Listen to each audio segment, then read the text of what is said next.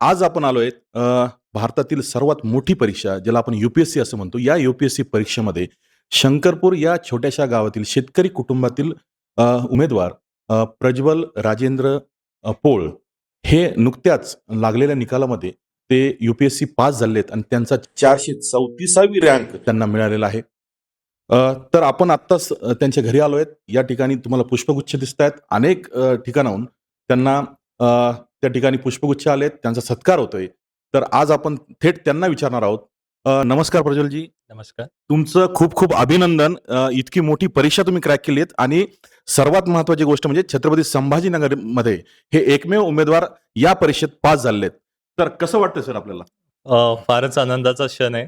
जी माझी 3 वर्षांची तपश्चर्या होती, त्याग होता, त्याचं आज कुठेतरी फळ झालंय आणि समाजासाठी पर्टिक्युलरली शेतकरी असो किंवा ग्रामीण भागातील व्यक्ती जी त्यांच्यासाठी काही एक त्यांच्या आयुष्यात चांगलं करण्याची इच्छा होती, ती आज कुठेतरी मार्गाला लागेल. त्याची आज सुरुवात होत आहे सर्व्हिसमध्ये येऊन.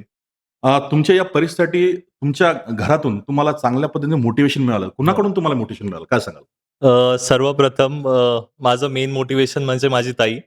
जिने प्रत्येक स्टेजला तिचं गाईडन्स होतं. इव्हन क्लास लावण्यापासनं तर माझे प्रत्येक टेस्टचे मार्क्स बघणं, त्या फीडबॅक देणं, आन्सर रायटिंगमध्ये जिचं म्हणजे जी माझे पेपर्ससुद्धा इव्हॅल्युएट करायची, अच्छा. तिचं मोटिव्हेशन लावलं. आणि दुसरे म्हणजे माझे भाऊजी, ते इंडियन आर्मीमध्ये मेजर आहेत. अच्छा. सध्या आसामला पोस्टेड आहेत. तर ते एक ऑफिसर कसा असतो, ऑफिसर्सची काय रिस्पॉन्सिबिलिटी असते, त्याचा रिस्पेक्ट कसा असतो, एक समाजात त्याची काय स्थान असते, त्यापासून मला फार मोटिव्हेशन भेटलं.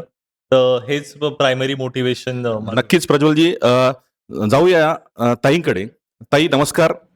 खरं म्हणजे तुमचंही खूप खूप अभिनंदन की तुमच्या मार्गदर्शनामुळं, तुमच्या मोटिव्हेशनमुळं आज तुमचे बंधू मोठ्या पदावर पोहोचलेले आहेत. भारतातील सर्वात मोठी परीक्षा त्यांनी क्रॅक केली आहे. काय वाटतं तुमच्या काय भावना आहेत? खूप जास्त आनंद आहे आणि त्याच्यावरती खूप कौतुक वाटतंय, गौरव आहे, की माझ्या म्हणजे लाडक्या भावाने एवढं आज यश संपादन केलंय. खूप जास्त अभिमान वाटतोय त्याचा. आणि खरं म्हणजे या यशामध्ये तुमचाही वाटा आहे. खारीचा वाटा जरी असला तरी तो तुमचा वाटा आहे आणि ते सांगतायत की माझ्या बहिणीमुळं मी या गोष्टी करू शकलो.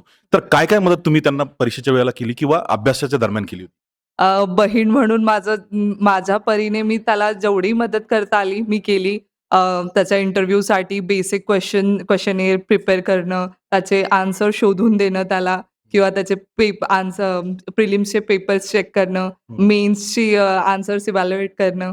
माझ्या परीने मला जेवढी त्याला मदत करता आली ती मी केली. बाकी सगळं यश त्याचं आहे, त्याची मेहनत आहे. नक्कीच तुम्ही एवढं सगळं करू शकला म्हणजे तुमचा सुद्धा अभ्यास त्यातला चांगला दिसतोय.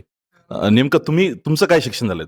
मी डेंटिस्ट आहे. वडिलांचं स्वप्न होतं, की दोघांमधनं एकाने तरी लाल दिवा च्या गाडीत मला बसवावं.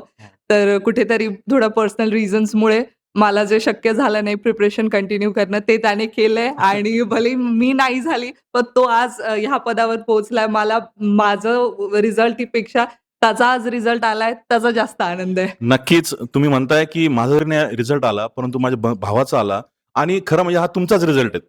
हो. बंधूचा जरी असला तर तुमचाच रिझल्ट आहे. कारण तुम्ही सुद्धा त्यासाठी मेहनत घेतली आणि तुम्हाला पण जीव तोडून तुम्ही त्यासाठी मदत केली की माझा भाऊ तरी आता अधिकारी झाला पाहिजे आणि त्यांनी ते करून दाखवलं. नक्कीच सर्व फॅमिलीचं, पोळ फॅमिलीचं खूप खूप अभिनंदन.